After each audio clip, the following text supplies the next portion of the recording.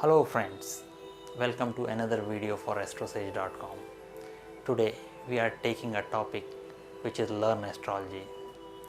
I kept sharing my knowledge offline as well as online for the last 20 years, and this YouTube channel has given me opportunity to share my knowledge even in front of camera. I have already written a series of articles which is available on astrosage.com and astrocamp.com. You can go and refer there. The series is available in Hindi and English. This YouTube videos is going to be an extension to that. And if you have any question, you can come to our Vedic Astrology forum on Facebook and ask questions related to this. Learning astrology is not very difficult, I must say. This is easy like any other subject. Only thing is that you need to get a proper guidance, or you need to have a right guru or teacher teaching you, telling you what is right and what is wrong.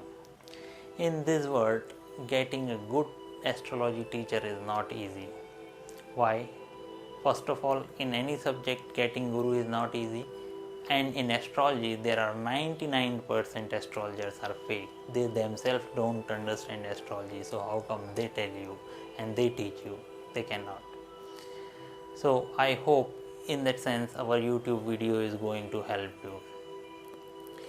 And even if you get a guru or teacher, the guru teaches you astrology in such a complicated manner that very difficult to understand. For example, a teacher will tell you Bhayat, Pambodh, or right ascension, meridian, and all those terminology.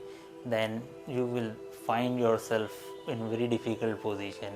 You will think whether you are learning astrology or you are learning high school mathematics, and you may run away second day. So in this series, we will be taking mathematical portion later and focus more on the predictive side, so that you can learn predicting a future, predicting past, rather than all those complex mathematical terms, trigonometry and calculus, which you left behind in 10th standard, and I don't want that coming back to haunt you once again, and I want you to focus on the predictive part. While learning astrology, there are few points you must keep in mind strictly. First of all, try to learn in a step-by-step fashion. Do not jump. So what I am telling you, just focus on that, try to assimilate that, and if you do not understand, you ask question rather than moving forward. Second thing, and which is very important, and I see people especially after the internet age mistaken on that, is do not read a lot. Restrict your reading. There are all sort of absurd astrology books available in market, useless and trash. You need to throw them away. I have written an article on my blog on that, but the point is, the more you read, more confused you become. So stick to one series, stick to one tutorial, rather than stick to reading too many things everywhere. That will confuse you. And third, you try to understand terminology both in English language and Hindi Sanskrit, because these are in astrology used interchangeably. For example, in English, Aries is the sign, in Hindi or Sanskrit it may be Mesh. So you need to understand both the terminologies so that you do not get confused. Try to keep notes in Hindi as well as in English, at least as far as terminology is concerned. Now, this is the basic few things you need to keep in mind, and I'll now be telling you the planets and the signs. I'll not be going into the detail because I'll take it to the next episode, which is going to be the next Monday. But this week I will be telling you planets and signs, very basic. But there are total 9 planets and there are total 12 signs, and these are the basic of astrology. Planets are Sun, Moon, Mars, Mercury, Jupiter, Venus, Saturn, Rahu and Ketu.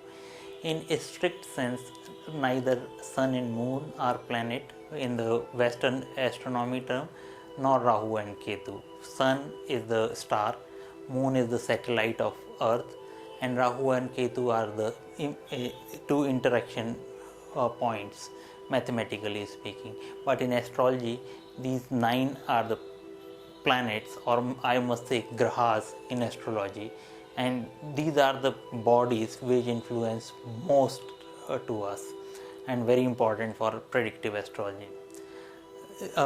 Sun is also called Ravi, Moon is also called Chandra, Mars is called Mangal or Kuja, Mercury is Budh, Jupiter is Guru or Venus is Shukra, Saturn is Shani, and Rahu Ketu are generally in Western astrology called North Node and South Node.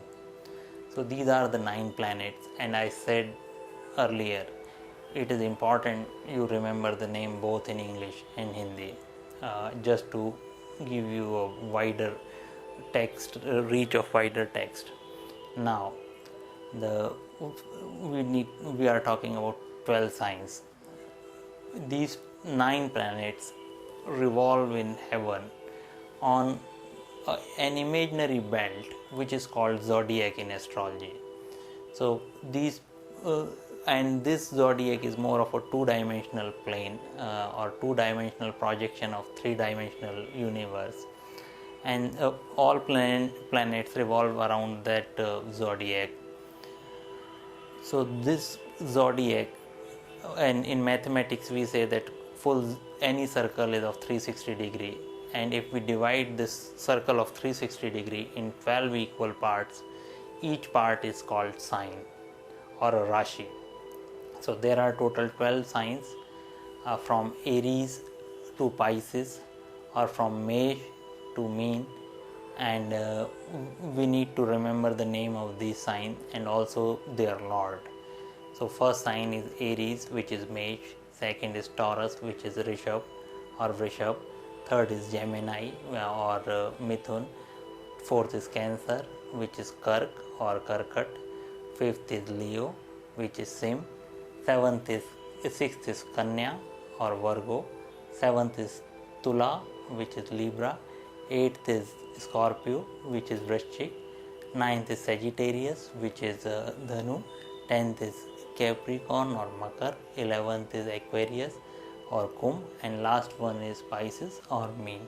So these are the 12 zodiac signs which we need to remember. I will also be telling in the next episode about their lordship, which planets own which sign, but this is all we have for today's episode. Namaskar. Bye bye.